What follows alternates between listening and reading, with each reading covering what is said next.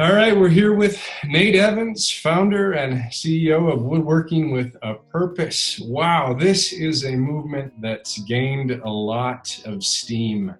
TVLC got wind of it with the Good Morning America segment, and I want to ask you, Nate. First of all, thanks for joining. What started it all for you, and how has that changed over this past year? Well, the difference between this interview and most of the interviews is that you guys are a church, and I can talk about my faith a little bit. Most public media doesn't want to, as soon as I start talking about it, they're like, well, what else happened? I'm like, this is what happened. It started, I was on my way to a men's group that I just joined through our church. We've been going to the same church, Prairie Ridge Church here in Ankeny, since '04. So we've been there a long time. And just life finally had it that I was able to be a part of a good men's group. And I was on my way there and heard something on the radio and about woodworkers doing some stuff. And I didn't really listen to it. I changed the channel, and all of a sudden, as clear as a bell, God was just like, this is you, this is you. And I'm like, I don't want to do this. This is what I want to do. And God is like, well, you got some money in your account and you can go do something about it. And I have a small, very small woodworking business that we do mostly like wood arts and crafts stuff. And we did really well in September. And so I had a little extra money in the bank, and God was just like, you're going to use that and just watch what happens. And I'd spent my whole life hearing people talk about, well, God told me this and God told me that. And quite honestly, it was the clearest I'd ever heard God just say, you're going to do this. And I'm driving myself to my men's group for about 10 minutes, just arguing with myself out loud, driving down the road. We're arguing with God. Like, I don't want to do that. I just paid off my kids' braces. I just made some good money, and it's like, no, just trust me in this. Just trust me in this. And I threw it out there to a couple of different people, and all of a sudden people were just like, how can we help you? How can we help you? And so it's been pretty cool. And I know people have asked you this, and it may not be a number you have in your head right now, but how many desks? I mean, you started with, what was it, 13 desks? We did 13 on the very first weekend. Took us all weekend to build and stain and paint 13 desks. And now we have event 1427, so 1,427 as of today. And with our current projections of the different events that we have planned and different things we got going on, we'll pass 2020, which is our goal, here in about 4 weeks. That is truly amazing. And now I know, so you're a seventh grade teacher, and you've talked about your faith. What's been the most meaningful part of this process for you? Being able to, well, as a teacher, I see kids struggling, I see kids in need there. I spend some of my own money early every year buying school supplies. And one of my neighbors also had a really good year with her business in the middle of a pandemic. She lives across the street, and good, faithful lady, and has a small business of her own. And she came over one day and gave me some money at the beginning of the school year, and I put some of my own on it, and we bought, I don't know, 40 or 50 kids the school supplies they needed for the year, just between the two of us. And so I do stuff like that on a regular basis. But there's a whole different scale of giving and giving back. Yeah, that's, I mean, talk about amazing. And you see the response of the community and people coming together. Just as a test, we threw it out to our Tucson community, and there was a large request right away. And Yeah.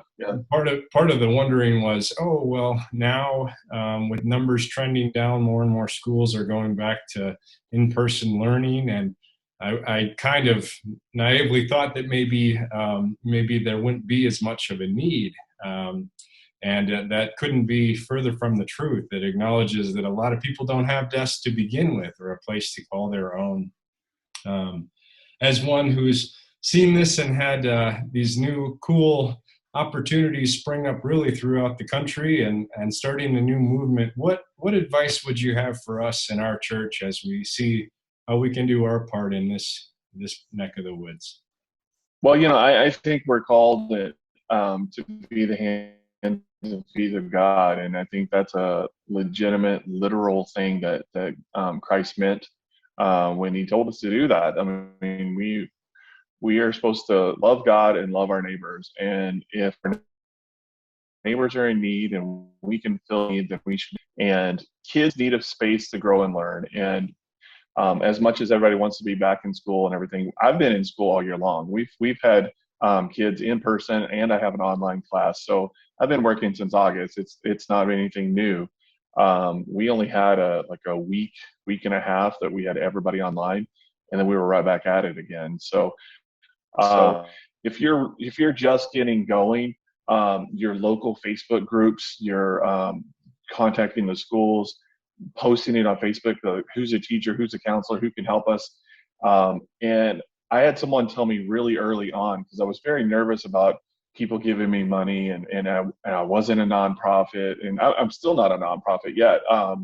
We have a fiscal sponsor that allows us to do that right now, but I had somebody early on said, God is in this, and it's clear he's in it, and people will want to help you. And if they can't build, or they don't have a drill, or they don't have the time, then if they give you $10 or $20 or $1,000, it's just their way of investing in the kingdom. And however your congregation members can do that, we're the church, whether we have a building or not. We're called to get out there and do something. And sometimes it's easier said than done. And sometimes it's something that's just like, look, I can do this. Let's go.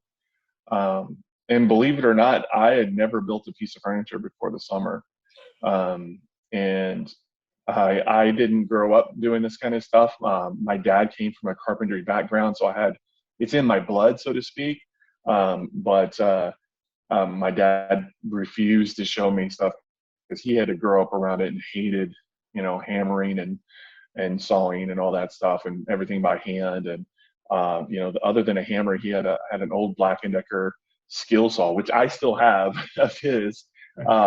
But that's actually that was the tool I started my business with 4 years ago, just doing some stuff on the side. But I actually was in a really bad car accident about 3 years ago. I got hit by a drunk driver who was running from the cops, and it put me in a really dark spot for a long time. And I told people I was okay, and my wife knew I wasn't, my kids knew I wasn't, and I just played school for 2 years, 2.5 years.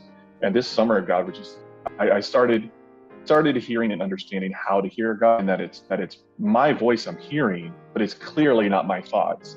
And early on in the summer, I felt him say, "You need to pray," and I prayed about, I was really bad at him about the last couple of years.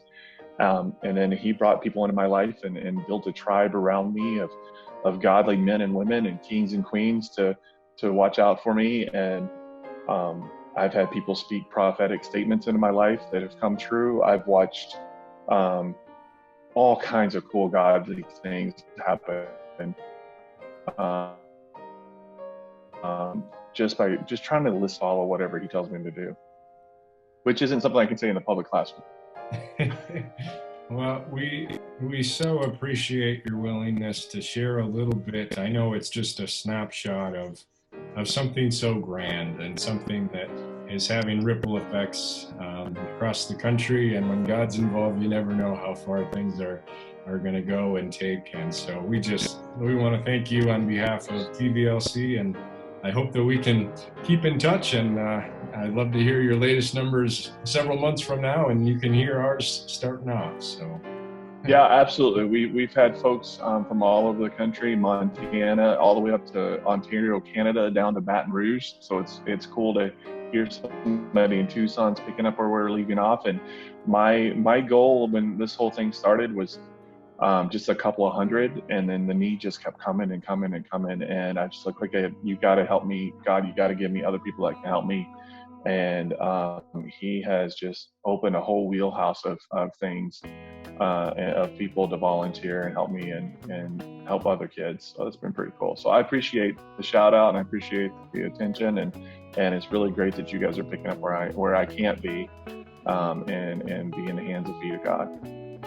Thank you for sharing. sharing your faith with us and the mission. I love your mission statement to serve God and others by building community one piece of furniture at a time. Love it. Thanks so much, Absolutely. Hey, thanks a lot. God bless you guys. Take care.